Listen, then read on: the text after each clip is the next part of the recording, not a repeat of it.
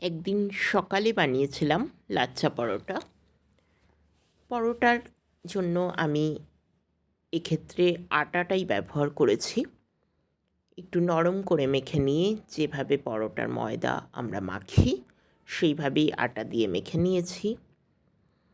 লাচ্ছা পরোটার মতন গোল গোল করে বেলে নিয়েছি।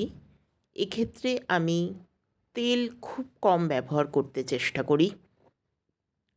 পরোটা বেলতে যেটুকুনি তেলের প্রয়োজন হয় সেটুকুনিই ব্যবহার করি। এই দিন আমি একটুখানি ঘি ব্যবহার করেছিলাম, তবে সাধারণত আমি পরোটার মধ্যে যে তেল থাকে তাতেই পরোটাটা ভেজে নেওয়ার চেষ্টা করি।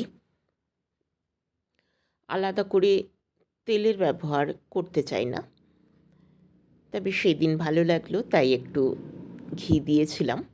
খুব সামান্যই ঘি দিয়েছি। খেতে বেশ ভালোই হয়, স্বাস্থ্যসম্মতও হয় তেল কম ব্যবহার করলে, তেল বা ঘি কম ব্যবহার করলে।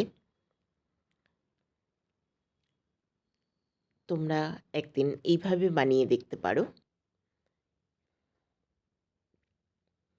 আশা করি পছন্দ মতন একটা খাবার তোমাদের সামনে উপস্থাপিত করতে পারলাম।